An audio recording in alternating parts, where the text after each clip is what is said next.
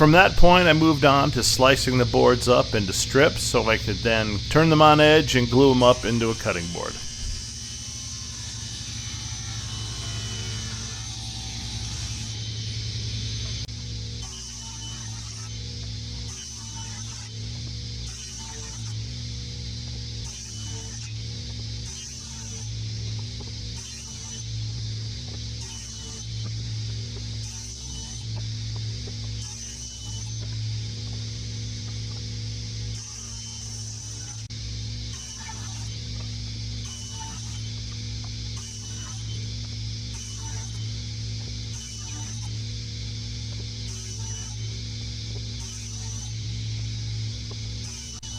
Between these two boards, I had slightly more than what I needed to finish it up.